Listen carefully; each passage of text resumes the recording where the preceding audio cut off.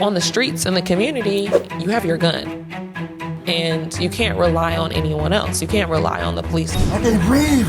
There's no protection for you. Epidemic of gun violence. This year alone, more than 2,100 people have been shot, more than 400 killed. Black people invented almost every single thing that you see in the U.S. From the stoplight to the typewriter to the lawn mowing machine to the cotton gin that evolved Black people out of slavery. Even fried chicken. Black people are successful. It's through a perceived lens of inferiority that Black people are often seeing themselves, and it's the audacity of white people to continue to oppress Black people. We've oftentimes been pushed into communities with lesser resources, with lesser opportunities. So when you have a society that does not see you and you're forced to make it out of the muck, you get it how you live. So a lot of people are afraid to talk about our leaders and their flaws. It's important that we understand their flaws so we can understand their downfalls and we can understand where not to be. So we have to be able to patch those holes and make sure that we don't take those same turns. Not knowing that you have a contract, not knowing that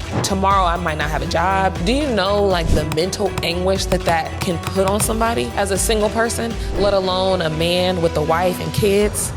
That is huge. My dad to be my biggest advocates as it relates to my education and making sure that I got opportunities and that I got to be able to go to school and that I got to go on trips, put me in private school. That's advocacy. Hello guys, and welcome back again to another amazing episode. And this is the Diaspora Transition episode, where we have dialogue with diaspora and currently living here on the continent who relocated from the diaspora, being the UK, US, any diaspora nation. And today we do have here someone very special. She goes by the name Dr.Ashley Milton.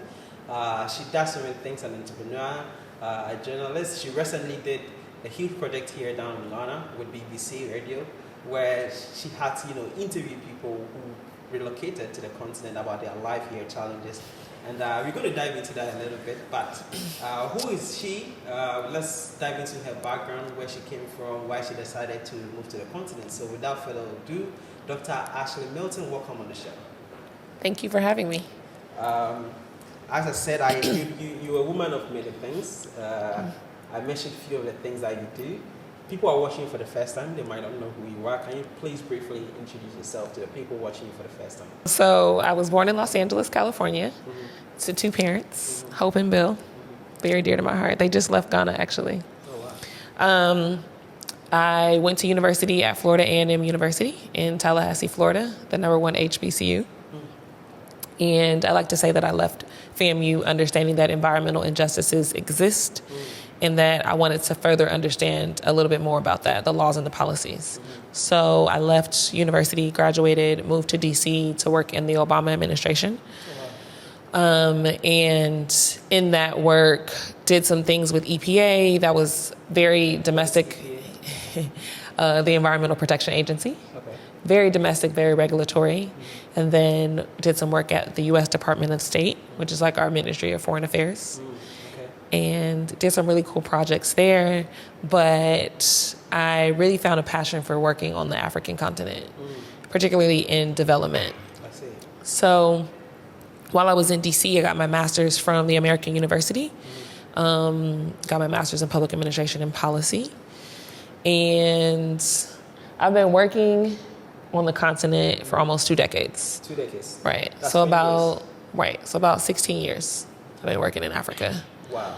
So what was the beginning of your journey to Africa? Because most people were like, oh, because of the year of 10, that's how they got to know Africa. Okay, yes. You said in the beginning that you're not one of those. You knew the continent. You moved down here even before the trend started. Oh, yeah. Right. So let's dive into what kind of set you on that trajectory of finding Africa and even doing some of your work. Well, I think I've always been interested in Africa. So I've always been a PanAfricanist. I've always been a historian. And so I followed that path in my educational training and also in my career. So working bilaterally between the U.S. and Africa has always been what I've done. So working in the capacity of development, sometimes diplomacy, sometimes in defense. And so I always like to tell people I'm not new to this, I'm true to this. So my first time on the continent was in Senegal, right after I graduated from university. What year? That was in 2008, 2009. 2008? Yeah. Wow. So right after you graduated from college, you went to Senegal straight. What took you there? I wouldn't say, So what took me to Senegal was I was in my master's program, and there was an opportunity for us to go do some work around health and children's rights with Taliban kids in Dakar. So Taliban are Quranic students that are oftentimes, sometimes forced to beg on the street for money for their religious leaders. So that was my birthright experience to the continent. And even though my interest was in water at the time and environmental things, I knew that I wanted to go and visit the continent. So that experience in Senegal for me, I think some of the first issues that I saw really kind of impacted me. So issues around waste management, issues around recycling, issues around water still. Senegal was my first time. Did you stay in Senegal? For my first trip? Yeah. I was there almost a month. A month? Yeah. Okay. So you had to go back to the U.S.? Yes. Okay. And then what happened when you went back? You had to stay for some time before relocating, or you just went and just carried your stuff? Before I went back, so when I went back to the U.S., I was so moved. I like to say I got bit by the bug. The African bug. Yes. I started organizing because I knew that I wanted to do something. So I started organizing for a water project and moved back to Dakar in May the following year, once the semester ended, and went there to specifically find individuals on the ground. So before I even got there, I started emailing and finding all these contacts. And this was in the early 2000s, late. 2009. Yeah, so, email in Africa, internet cafes were still a thing. It was still very, rural. So I was contacting people and ended up connecting with a man named Ousmane Pam, who worked in a village called Guédé Chantier. And so moved to Senegal and then ended up working with a UCLA program, teaching with their study abroad unit. Wow. Yes. Well, how long did you do that for? For 4 months, 4 or 5 months, yeah. And then what happened next? So the program ended, and it was really cool because it was a program that was focused on international development. Okay. So I took students to the village, and they each got involved in different projects. They did interviewed local stakeholders, had translation teams, brought that back. And so when that closed out, I used that program to really do the research that I wanted for my water project. Guys, where we're currently filming is called Jendu Place. Jendu is a co-working space located in East Legon, very close to American House. If you're moving from the diaspora, you want a co-working space where you can have 24 hours internet and electricity. This is the place for you. Come check it out. They have actually one of the best jollof rice in Ghana, Accra. And they have nice paintings, as you can see behind me. It's on sale. You might be able to get one for yourself. And tell them you come from Webnation Africa, you might get a discount. Well, so how many countries have you been in Africa? 20 plus countries. 20. Wow. So that was Senegal. You spent roughly, 4 months doing your... I've been working in Senegal since then. So that's just You're still working in Senegal to this day? Oh, yeah. That's our first office. So my company, She Grows, had registered our first African office in Dakar. Yeah. Okay. So what other countries you've been and what projects have you done? So in Senegal, my first project, again, was this water project. And it was really impactful for me because water was something that was really near and dear to me. That's really what took my start from working just in environmental policy, but really getting into let's get into on the ground what's going on in communities and frontline communities. Because remember, I left university understanding that environmental injustices existed. And so I knew that from being born in LA, seeing Tallahassee, Florida, moving to Washington, D.C., and seeing the differential between the south side of the city and then the other side of the city. So this water project in Guédé Chantier was really powerful because these communities needed access to water. And if you've ever done a water walk in Africa, women get up at 4 o'clock in the morning and they take these jerry cans and they go and they find water. And that's the water for the day. And you can walk anywhere from 1.5 to 2 hours one way, and then you fill up and then you have to come back.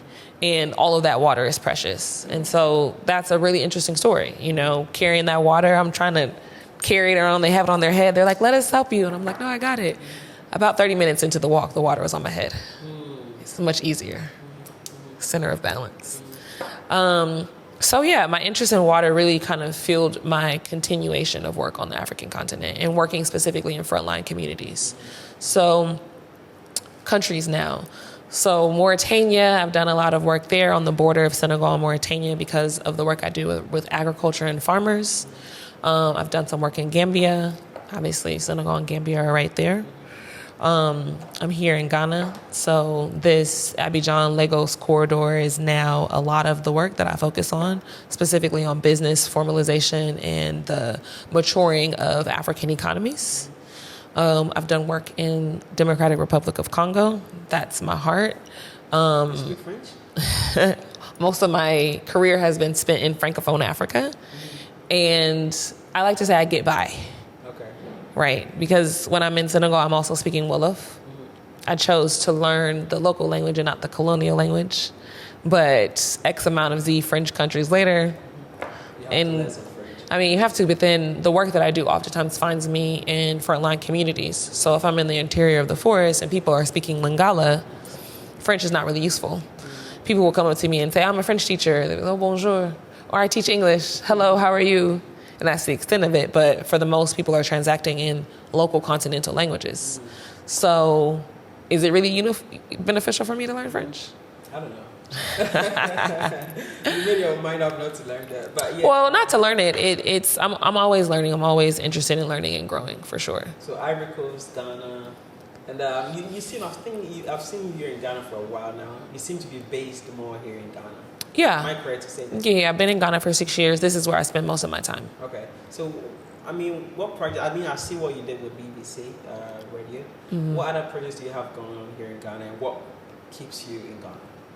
So what brought me to Ghana specifically was just peace of mind and ease of living, particularly working on the African continent. So I came here for a few reasons. One, because of English speaking, and I spent most of my career in Francophone Africa. Other two main reasons why I came was because Ghana opened up a school of plant-based medicine, and my passion is in healing. So I have this long-term project that I've been working on, which I'll tell you about. And then my third reason was because my business, I wanted to expand my consulting firm, She Grows It, into a Anglophone African market because of the work that we want to do. So quickly touching on the plant-based medicine project, we're really interested. So I think the school here is accredited, and it's been accredited out of the school in Cyprus, which has been doing plant-based medicine since before Jesus walked the earth, right? So the formalization of that market and that value chain is really important to me. Pharmacognosy is really important to me. The merging of plant-based medicine and modern medicine, I think that they need to exist underneath one roof. I think lots of people in the world are using plant-based medicine, and I think it's very unfair that herbal medicine has been almost demonized on the continent and demonized in Black communities. Why do you think that is? Well, because there's been an intentionality of keeping us from something that's very powerful to us, which is our land and our culture and our ability to control our land and our ecosystem around us. So we've been blinded to believe that, we should not see our ecosystem. We should not see our nature. We should not see the healing properties of what nature can do. So now we see it being commercialized. And so a lot of my work, particularly like in the forest and when I'm in frontline communities, I garnish a lot of data on recipes and different things that help cure the diseases or the viruses or what we're experiencing in these communities. And I don't choose to publish that data because I know that Big Pharma will troll, academic publications for information that will oftentimes leave our communities as a public good and return as a private commodity. And so that was something that really moved me and why I wanted to come to Ghana, because I'm really interested in plant-based medicine and its formalization. I like your mindset. And I think you must have had a different upbringing from the stereotype. What do you mean by different upbringing from the stereotype? What's the stereotype first? The stereotype I'm referring to is in the Black communities, sometimes we are less privileged, and then therefore we tend our focus into kind of things we can get money out of easily, gangbanging. But you seem to be very knowledgeable. From that stereotype, everything you're saying about environment, 20 years ago, I don't know what I was doing by then, but you were in Africa, on the continent. What kind of gave you that mindset, that set you to be different? Because you are very different with your mindset. Describe your upbringing to me, so that I can have so people watching can understand how you grew up and how you have this unique mindset? I grew up in a 2-parent household to Black parents that in South Central Los Angeles. I was always an advocate for myself and always wanted to be educated and always strived for knowledge. So I knew that the Los Angeles Unified School District was not going to be my friend as it related to that. So I was very much like vocal with my parents about, I'm not learning. We're not, we don't have a teacher. They're splitting us up and sending us to different classrooms. We're coloring. I'm not learning and I want to learn. So my mom, who was like my biggest advocate, came to the school, did what she needed to do, but ultimately made sacrifices and sent me and my brother to private school. And then we eventually moved to the Bay Area where we continued to go to private school until my dad, also one of my biggest advocates, made sure that we got into a military school district. So we lived right outside of a Air Force base. My dad spent over 35 years in the U.S. Air Force.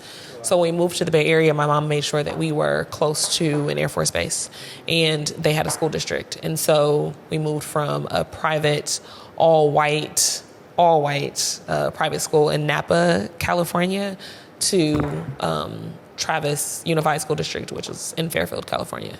And that's where I graduated high school. And from there matriculated to FAMU, which obviously made me. FAMU produces the #1 amount of African Americans with doctoral degrees. I'm currently an assistant professor there, teaching political science in Florida. So, what else? I was very active. I was very athletic. I was always entrepreneurial, always wanting to serve my community, always wanting to make money, raise money, and then throw a big party or doing a big event. When I was growing up, in middle school, I was a tri-sport athlete, and then in high school, definitely a tri-sport athlete. So, tri-sport. So I played volleyball, basketball, and I ran track. And I played varsity pretty much all 4 years in all 3 sports. Interesting. You said you went to Black University? Yes, historically Black college. Is that what you call your Pan-Africanism for? No, I've always been a Pan-Africanist. Who gave that to you? Like I said, I think some of these things are innate. Some of these things are genetic. My aunt tells me stories of how my paternal grandmother used to sit with H. Rat Brown in her, kitchen as he was escaping and evading, capture from the police. So I think that it's innate in me. Now, you made mention that your mom is your biggest advocate. What do you mean by that?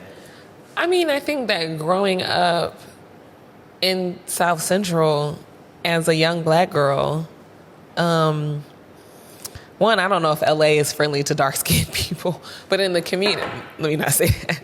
Just be honest. But now that I'm in Africa, like I'm kind of a solid in the middle. But anyways, my mom being my biggest advocate, I think that as a young Black girl who was thirsty for knowledge and who wanted to learn, my mother understood that the system was not necessarily set up to be for us, and was relentless in making sure that I had the tools that I needed to succeed. So for her and my dad to be my biggest advocates as it relates to my education and making sure that I got books and that I got opportunities and that I got to be able to go to school and that I got to learn how to read and that I got to go on trips and that I got to go to 6th grade science camp and put me in private school, that's advocacy. And as a kid who comes home and I want to learn, my parents could have just been like, okay, well, go to school, but they went above and beyond as it relates to me and my brother. And so I'm really grateful and appreciative. And yeah, definitely started with Hope's Family Daycare and look at me now, a whole PhD out here. I like that. PhD. Yeah. That's amazing. Now, why do you think it's often very difficult for people who look just like you and I, growing up in the same community, don't get to become what they want to become and end up being, into drugs or into gun violence, etc. In your own opinion? Your interpretation of the neighborhood is very funny. But, I think that redlining and racism which is restricting the movement of Black people, has been systemic and historic in the United States. So we've oftentimes been pushed into communities with lesser resources, with lesser opportunities. We're not getting jobs. If we are, we're underpaid. That's the whole tipping culture. Tipping culture became a thing because after enslavement, they did not pay us. And even after we worked, they wanted us to shuck and jive and dance and sing, and they would flick us coins and tips. So when you have a society that does not see you and you're forced to make it out of the muck, you get it how you live. And so if that's the community in which we're living in, then that's where we're living. I also think that, like, you know, in corporate world, people have insurance. They have, you know, credibility. They have accountability. And they have security. And on the streets in the community, you have your gun. And you can't rely on anyone else. You can't rely on the police. There's no protection for you. So in 1787, when the U.S. was founded, it did not consider people who looked like me. So we've always lived in a really quasi state where we're not really seen by the state. So I think that's really important to set the tone when we look at African American communities and we look at Black people and we look at the opportunities or the lack thereof. I think when you've seen generations and generations not have opportunities, not go to work, you don't really know what that looks like. So how can you strive for something that you've never seen? Exposure is everything, especially if it's not innate. And then some of the trauma bonds that we have and some of the things that we've gone through, whether or not we've gone through it or our parents have gone through it, it manifests itself in our lives. And so that could be debilitating. It could be restricting. And so I think for me, again, I think it's a combination of innate. I think my parents, I think my drive, I've always been pro-Black. So, but for other African Americans, it's hard. It's not easy. I think that I have this conversation with a friend of mine all the time about being emotional about race and, like, you know, we're always so charged about race, African Americans. But sometimes I just don't think that we get enough space to talk about, and I think people's like, oh, well, African Americans have so much space to talk about it. They're always talking about it. But I mean, it's such a part of our everyday life. We can't escape it. Even in my listening party a few weeks ago, like, I talked about the veracity of racism going to work every day. Like, as a Black woman, it's hard. And the time suck. Like, all that you have to go through to just kind of, like, mentally get through that, I don't think that that's really understood, that we have to go through that. So when we get the chance to talk about it, like, listen and allow us to speak, because it's just like, it's kind of healing to just be able to say it, because we don't get the opportunity to say it. It's so in your face. It's very different than living in the Caribbean. It's very different than living on the African continent. It's very different than living in Europe, because most times when Black people live in Europe, they're choice migrants. They're Africans who have choice migrated. We're Africans who were, like, intentionally theft, stolen, and then, like, forcefully transported to the U.S. and then not really accepted into that society. So it's really hard. It's hard. I had someone who said, I think Pushman Mitch, he's an entrepreneur. Who? Pushman Mitch, that's his Instagram name, but he's known by Mitch. Okay. And I mean, he's an entrepreneur. He owns, according to our last interviews, 11 supercars and 36 cars in total. His business that he has. Supercars? Yeah, 11. So he has this IA, Lamborghini, Rolls Royce. Oh, here in Ghana? No, in America. Okay, in America. So I asked him how he's able to achieve and acquire all this wealth, regardless of the stereotypes surrounding, you know, Black people can, you know, because of the trauma and stuff like that. It doesn't mean that Black people can't have wealth because of trauma. So my argument, he said the contrary to what you just said, that he believed that he don't want to be stuck with that mindset of I'm not privileged because I'm Black, right? And then he said something about a victim mentality. That is what is holding us back. What do you have to say? I think what's important to know is that I'm not saying I'm a victim. What I'm acknowledging is the facts. And I think that we oftentimes try to skirt around the facts and start from where we are today, and that's unfair. That's shifting the baseline. And that's really important to not shift the baseline, because then we alter history. America started as a racist institution and as a racist country. Black people are not seen as equal and are not treated as equal. And as one of the most educated demographics from my country, I can speak to that. I'm not saying that it has held me back. Look at where I am. I'm sitting in front of you as free as can be. But it is something that does hold people back. And so when they are held back or when they want to talk about it, I let them. I don't think it's for anyone else to say otherwise. But it doesn't mean that you're limited. You can still be successful.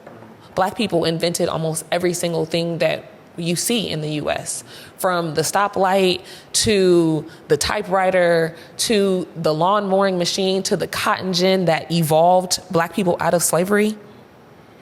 So everything that you look at, even fried chicken, from the foods that we eat. So I'm not worried about Black people being successful. Black people are successful. It's through a perceived lens of inferiority that Black people are often seeing themselves. And it's the audacity of white people to continue systemic racism and continue to oppress Black people at the state that keeps us in this slept, sunken state. And I'll give an example to you. 95% of the businesses in Ghana are informal. 85% of the workforce in Ghana is informal. Okay, so let's talk about that workforce being informal and that time suck, right? If you go to work every day, not knowing that you have a contract, not knowing that tomorrow I might not have a job, maybe at the end of the month this company's not going to pay me, I have no recourse, I have no contract. Do you know the mental anguish that can put on somebody as a single person, let alone a man with a wife and kids? That is huge, right? So when we think about Ghanaians and they're at work and they're maybe not the best customer service, but think about all of the mental anguish that they have to go through just to kind of persist in life. This is what Black people have to go through in the U.S., but it's not just about work. Because in Ghana, you're a bit free. When you leave, you're going to go home, you're going to have your kenke, your fufu, you have your family, it's hot, it's not snowing. But in America, we have to deal with the veracity of that in every aspect of our life. That is a huge suck. So if Ghanaians, if we need to evolve the Ghanaian society, which we will talk about, the African American society also needs to be evolved, but the mental health challenges that prevent that are real. So if this has been this constant 400 years, we talk about it, but we don't really like to break it down. We like to say, oh, African Americans, this and that. But let's talk about 400 years. We're still talking about the Holocaust. So we don't have to break it down. But what I'm saying is that trauma is real, and that trauma sometimes debilitates people. And it's okay that they are in that state, and we should be asking them, how can we help? What is this effect of that trauma on our brothers right now as I'm talking to you? It's heavy. It's heavy. You need money to be, mobile in society, to grow, to evolve. I wouldn't necessarily say that education is everything, not necessarily going to university, but some sort of training, but also just opportunity, legit, and I hate always going back to this, but systems legit are racist. So even if you wanted to, I'm not saying, again, I'm a product. I'm here, right? I'm from South Central Los Angeles. I'm sitting here. It's hard, I think, when you don't have generational wealth. I'm growing up in D.C., paying my rent and wondering how folks are living on U Street, which is a major corridor, living in $2,000, $3,000 a month apartment units, going to Soul Cycle, eating out every day, 4 or 5 times a week at these expensive restaurants because their parents gave them $250,000 to put a down payment on a house. Or they came from generational wealth. The amount of time that you have to, think about or don't have to think about when you have that money behind you is easy. I'm still paying off student loans. A lot of us are working through university. We don't have opportunities. Our parents are our parents. Now, but what if you don't have those connections where somebody who's a senator that can get you a job or that can get you an opportunity? So I think that all of these things equate to connections, right? And if you didn't have those connections because you weren't in the meeting before the meeting, and before that meeting because you were on the agenda, or matter of fact, you were on the menu because you were enslaved, that has a real implications as to your economic development, your upward mobility, your ability to access money, capital. Go to school. They tell you go to school, but who's going to pay for it? How do you get a loan if your parents don't have money? But then I've heard people say, if you see these harsh conditions, why don't you move to the continent? Who to move to the continent? Black Americans? Yeah. No, let's speak about Treated that bad. First of all, we don't know anything else. You act as if like African Americans know that there's another place to be, right? So we've again talked about economic disenfranchisement, health disenfranchisement, all types of like food deserts, food apartheid.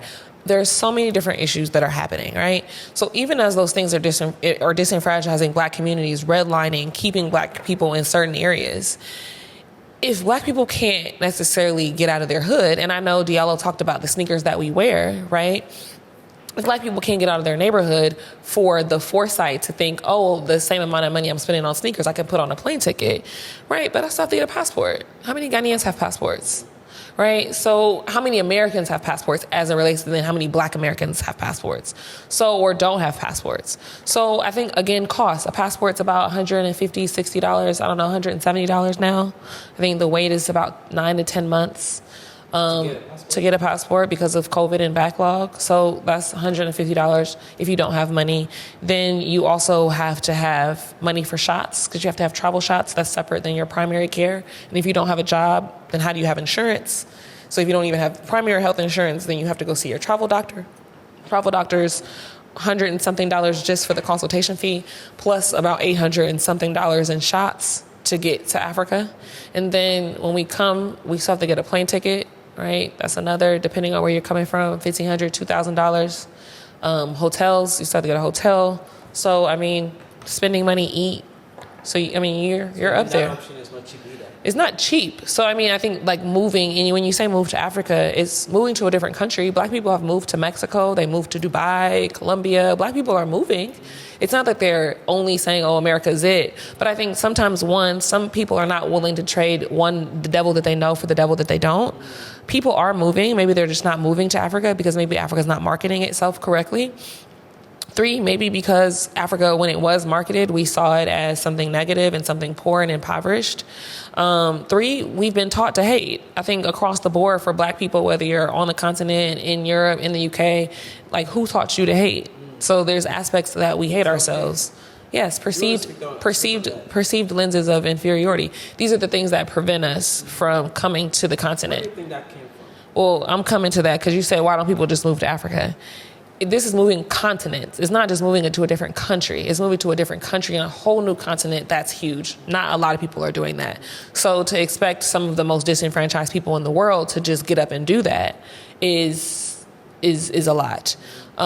In self-hate, I mean, this is from racism, from enslavement, from colonialism, from white supremacy. I mean, we can continue to shift the baseline and call it what it is, but it's racism. It's this factor that white is right, lighter is better, from beauty standards down to business practices. Again, 95% of our businesses are informal, yet we're teaching to Harvard, Oxford, and Stanford, and our markets are Macola. So let's talk about it. We hate ourselves. Interesting. I mean, I didn't know that. You didn't know what? 95% of businesses in Ghana is informal. Yes, meaning registered and tax compliant. It's not registered. Well, informal, formality means that the business is registered and tax compliant. Okay. So 95% of our enterprises are not either registered and or tax compliant. What is that disadvantage to the workers in Ghana? Well, one, again, knowing that you have a contract to come to work every day is really great because it provides stability for households and for families to grow. And then the formality of a business ecosystem. So most times when people think about formality and tax compliance, most people want to dodge their taxes because they don't believe that the government is a good steward of their funds. However, the same metrics that are required for a business to be tax compliant are the same metrics for that business to be investable. And a lot of our businesses want investment. Like they want sponsors, they want advertisement dollars, but you have to be able to transact and transparently transact and be accountable to your sponsors, to your vendors, to your investors, to your loan officer. And if you don't have formality for the basis of just operation, which is registration and then paying your taxes for where you operate, then you're not an investable business. And then a lot of our businesses aren't really businesses too. So we have to really differentiate that. So that's really important for growth of our private sector and growth of our services, growth of our ecosystem. I mean, it's important for Ghana to grow. Yeah. We need to grow beyond where we currently are. We've been on the continent for a long time. What do you think we have to improve on massively to kind of help the economy in general, to kind of make more money, give more jobs, and provide more jobs to people and stuff like that? I think that we need to have more formality run in our small to medium enterprises. I think more medium enterprises need to grow to a larger scale, right? Because our medium enterprises are the ones that are going to be employing locally. So we need to have those stars.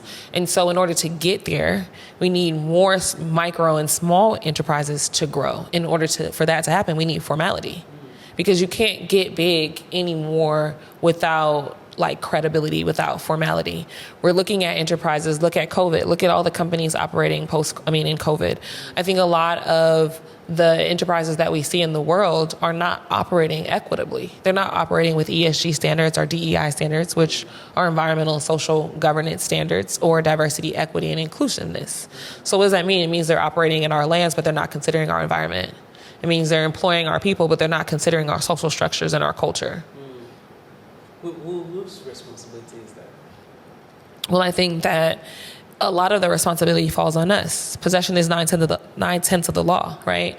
So if in colonial times people came and said, "Hey, I'm going to pay you this, this, and this, and this for this, and I don't care about the rest of this shit over here," and they've taken that and they've monetized it, and we can measure that in Western GDPs with our resources, then possession is 9/10 of the law. Let's get to it. We have other resources in country.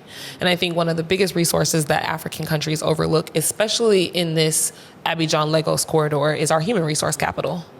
So in country, our human resource capital really needs to grow. We need to raise our not only do we need to raise our IQs, we need to raise our training levels a good 20 to 30 points. Right now, Ghana's at 57. I'll round up to 60. We need to get close to 90. You've seen our education we have in this country. What do you think we can do differently Again, I think that it's aggregation. I think it's really understanding what kind of society we want to build. I think the Berlin conference lasted 100 and something days. How long do we meet? And do we convene to meet, or do we convene to talk and to speak? And so I think that we need to think about what kind of societies we want to build here. We need to spend the time to really flesh that out and make sure that we include ourselves in that.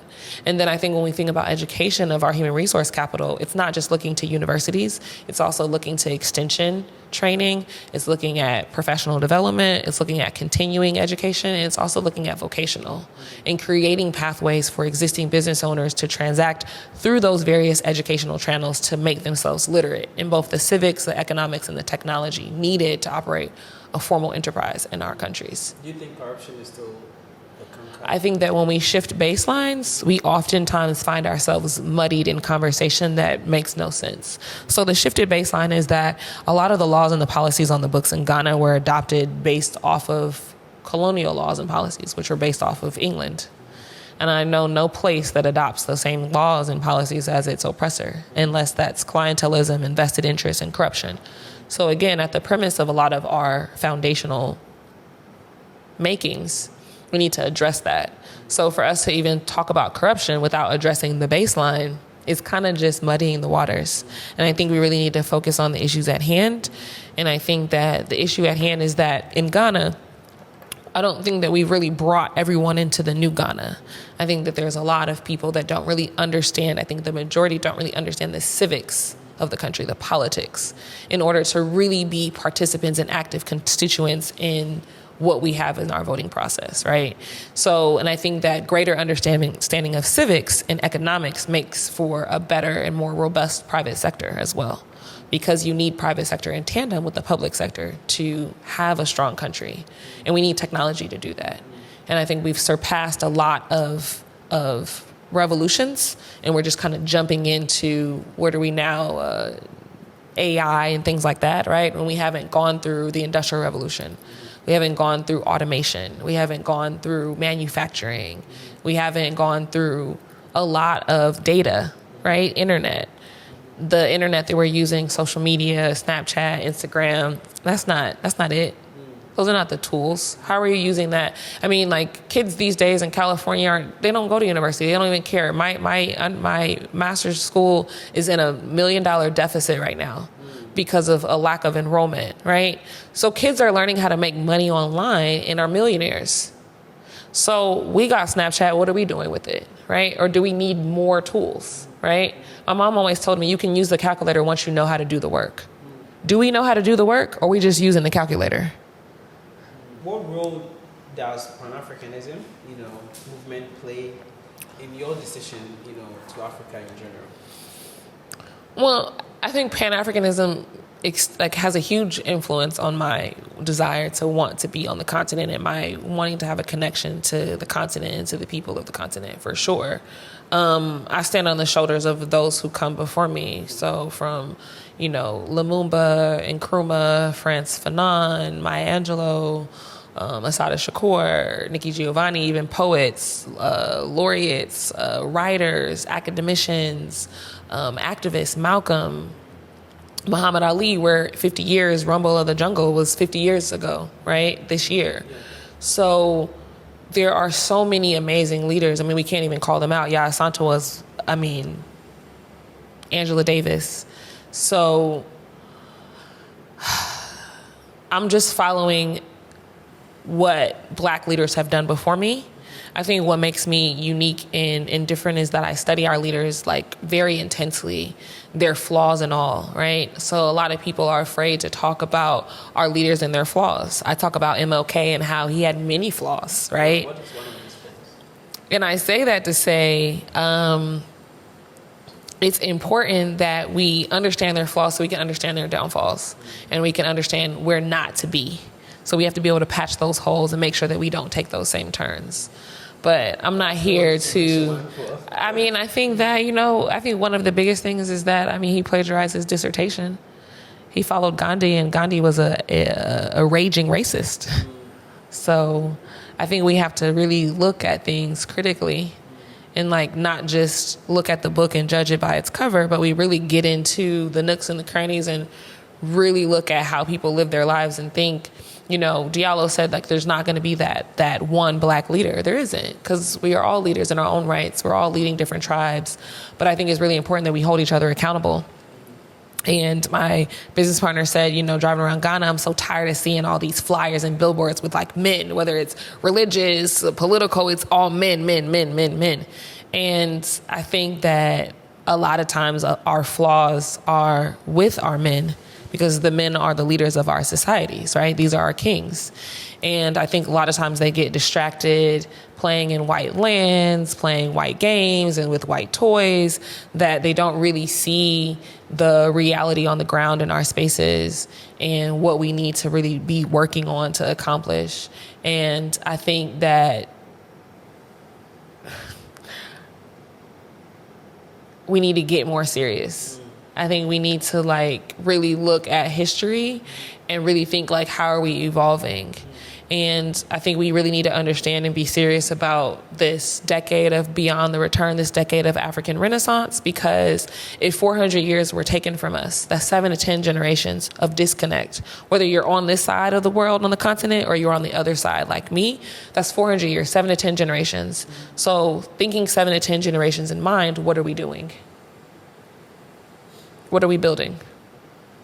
And what do we hope for our grandchildren and our great-grandchildren? Well, what don't you think the initiative Ghana has so far is enough? Enough? They are doing enough. Enough? That's a strong word. Enough, or they're doing it? They are trying. I've seen a couple of, I think the last summit was what? I missed it. What's the title? It's in fact Diaspora Investments. The Africa Prosperity Network. Yes. Dialogues. Yes, and then before that we had several other.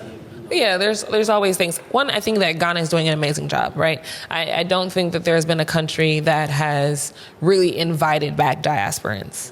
So I think that Ghana has done a great job with the Year of Return campaign, the Beyond Return, Decade of African Renaissance, and I hope for it to continue. I hope for there to be lessons learned. I hope for us to adapt efficiently, forward faster solutions that help us continue this momentum, continue this investment, continue on on with the diaspora policy engagement, well, really making that concrete, really breaking that down and like getting second and third iterations of it. So yes, I think Ghana has led the charge. This administration will go down in history as rock stars. For what they've done as it relates to starting this global conversation of unifying the diaspora. And now I think that the work needs to be on what the next administration will do. So it's now on Ghanaians to go to the polls and vote. You know, the Nana Addo administration is in its lame duck year, right? This is their last year in office. So what will come in Ghana of 2025 will be huge. And what other predecessors do as it relates to what Nana Addo has done. So what is the region going to do? How are they going to be inviting back diaspora? And how are we going to be more strategic with policy measures that really lead that? Because I think that there's a lot of folks coming because of the hype and the advertisement and the creative and the entertainment industry has been really amazing in leading the way. But I think that we need more policy to take a forward step. And I think when policy takes a forward step, we need private sector to be right there, step right next to them. Because when diaspora come back, what does Shaquana do, who works for Verizon Wireless as a customer service rep who wants to move to Ghana? She's not going to find that same job over here, nor does she want to. Maybe she wants to do something else.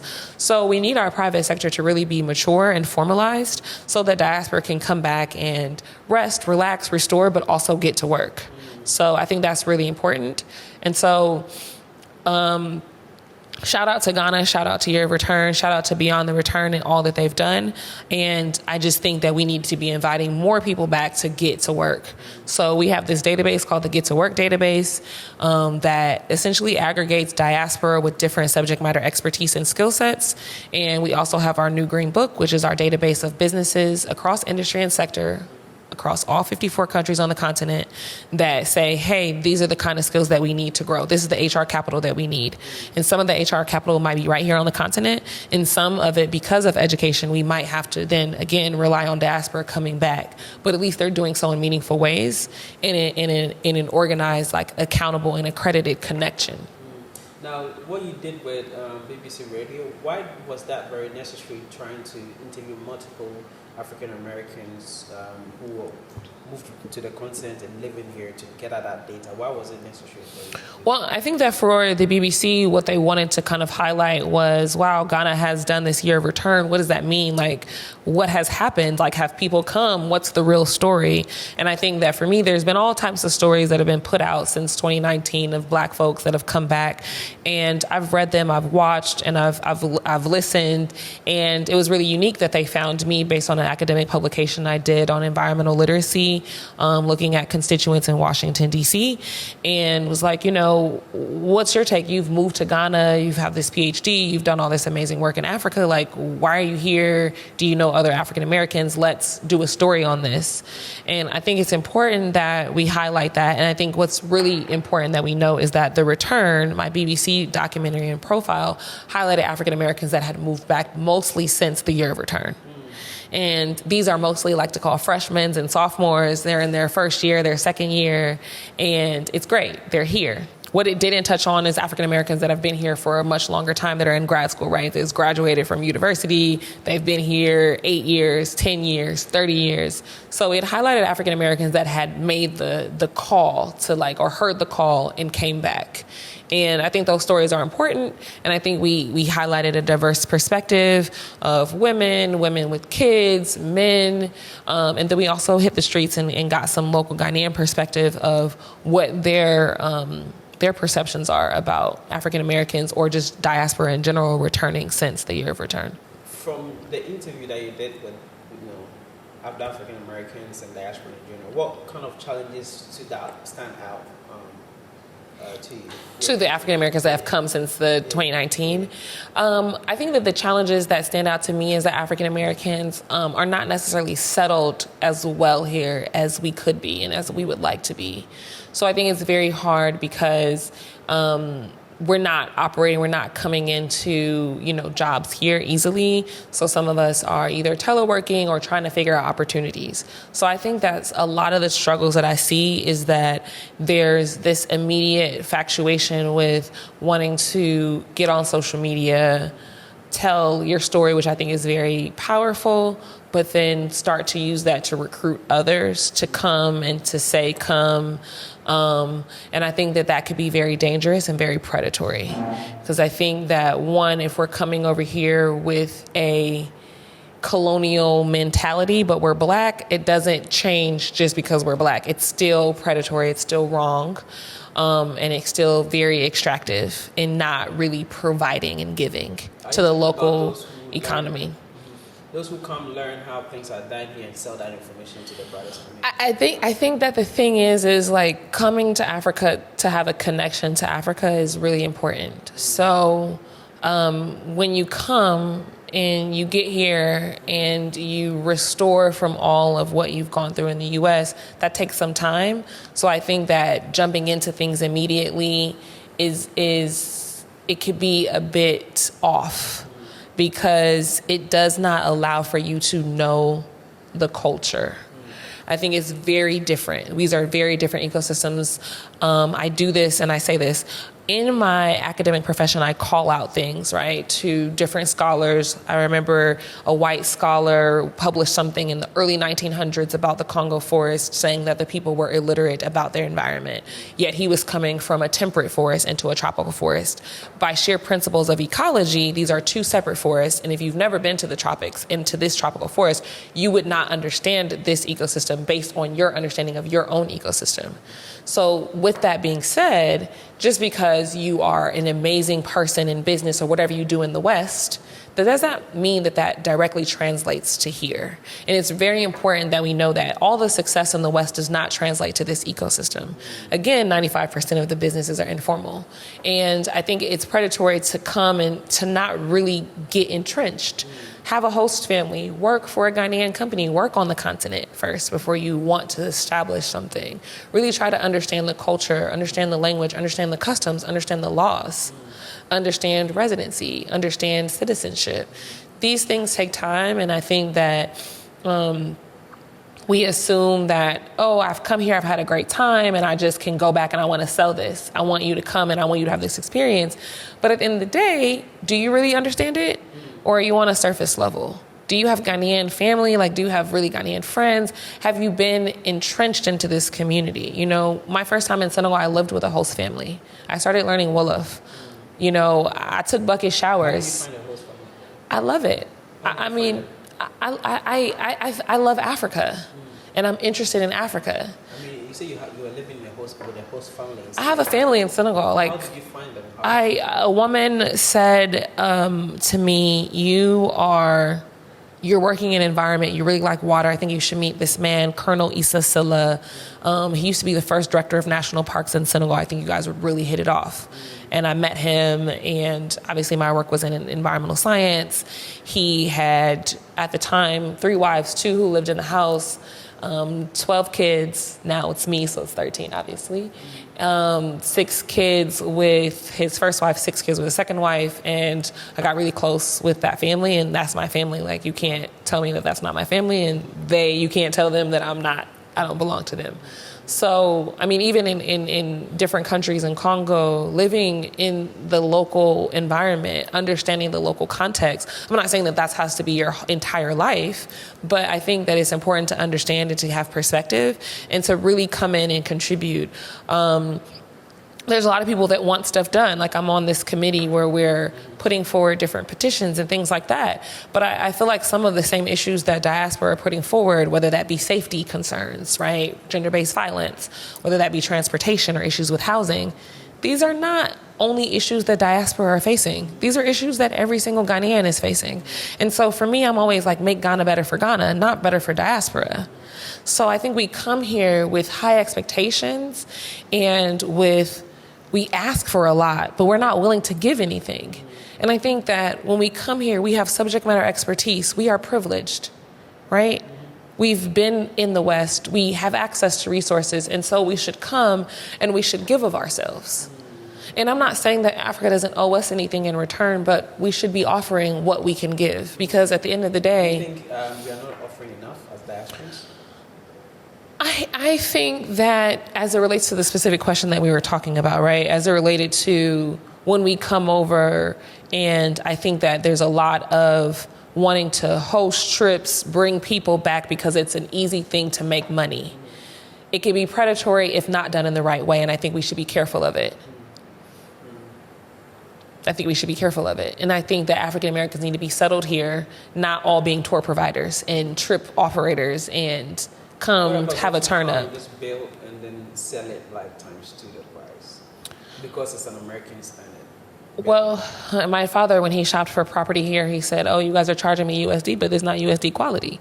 So I think that the market of real estate is also, it's inflated too much. Like, where are the comps? If the average Ghanaian is making 19 CDs a day, 500 CDs a month, who is paying these prices? And I think that as Americans who come over, I mean, I left DC because of predatory lending and practices, right? So why are we coming here and reinventing the same things? I think this is very problematic. I think we need to be thinking about affordable housing. And I'm not saying that like everyone has to build affordable housing, but when you come and the land is high and you're building high and you're selling high, you're marketing to a certain market, and that's fine. But if we're really trying to grow Ghana and see Ghanaians grow and evolve, because that type of growth and evolution is going to invite more people to want to live, more people to want to visit. You'll have more support services for existing tourism assets. But if we're only building for a certain type of market, then we will only see that certain type of market, and we will see that Ghana will remain inequitable. And this is one of the main things that prevents collective economic growth and development of the entire country. I like that. Now, I think I've seen this online a lot, that diasporans move back to the continent and leave after 2 years. Yes. What do you think that is? And it's been a recurring incident. Yes, these are freshmen, sophomores. Yeah, in my own little circle, I know at least 5 people. It's not easy. I don't think people are prepared. I think it has a lot to do with settling here. I think, when you come and you are, again, housing is important. So you got to pay 6 months house up front. You might not have that. You might need to find that. Dealing with landlord issues, not being, again, welcomed into the community through like some sort of host family, thinking you can just do it on your own. Coming and, again, it could be fun. You might have come, you might have met someone. They, might have set you out a little bit. They might be paying for this, a little bit of that. But is that long term? Is that longevity? And I think that that's a lot of what we get caught up into is like, how are you settled here? And if you don't have housing and if you don't have income, or if you have housing that is in the bubble that's, thousands of dollars a month, but you don't have the income to support it, you can't maintain that. So you have to go back. And I don't think it's bad to go back to get money, because I don't think that there's a lot of money circulating around this economy. So you might have to go and bring it in. And I think when folks do that, we need to figure out how to keep it here. But I think that a lot of folks go and come because it's not easy. They're not showing up to family homes, family cars, family names where they can easily transact and figure out how to be here. And then when you're living here and you are trying to live in the, bubble where your comfort zone is, housing is expensive. Food is expensive because you don't eat banku, tilapia, TZ, kenke every day, which you can likely get at a lower price than the food that you normally would eat. So it's not like, I want to stunt and eat at cantonments. I work. I'm a full-time assistant professor at Florida A&M University, and I run a management consulting firm, which is early in this market because SMEs don't necessarily finance their own consultations. You've been on the continent for 2 years. What would be the best strong advice for people looking to relocate to the continent? So I think that we prescribe visits, vacations, live, work, and invest in that order. So come, have a visit. And do so, or have a vacation, like come for a professional experience or come for vacation, and make sure that you do so with a credible tour provider, because that's so critical. Our goal, and I'll break this down, is that in the next decade, we want to facilitate 1 million travelers. And of those million travelers, 100,000 of those individuals will purchase homes on the continent and will reside on the continent in some form of capacity. And of those 100,000, 100 of those families will be members in our real estate investment trust. And this is modeled after the Underground Railroad and after the Free Africa Society. So I think that coming for a credible visit or a vacation with a tour provider that can give you that validity is really important, because you'll have this amazing experience. When you come to Ghana, enjoy the weather, go to the beaches, buy some kente cloth, go to Aqua Safari, do all the things, right? Have all the fun, have all the feels, but, you know, go home and with that. We don't necessarily need you to be introduced to all of the wahala. You don't need to know about the ECG or the Doomsa. Like, these are things that when you're on vacation, who cares? Like, you don't need to know about the day-to-day veracity of like living in the country. When you're like, oh, I really like it here, I want to come back, come back. If you decide you want to live here, then it's like, okay, let's give you some more information. Maybe I might introduce you to the dysfunctional aspects of our family now to let you know, like, it's good and sometimes it's not good, but you can still make it through. So I think like successful transitions into first visiting and understanding, getting a like, and then fully transitioning into living and understanding what does that cost of living look like? How do you make money? What's your health services? What's your plan to get home? What happens if something, you know, goes down here? How do you manage all of that? Your internet, your car situation, all of the things. Like, that is a huge transition, because again, you're not just moving countries, you're moving continents. Give your final advice or message, if you do have one, to people watching.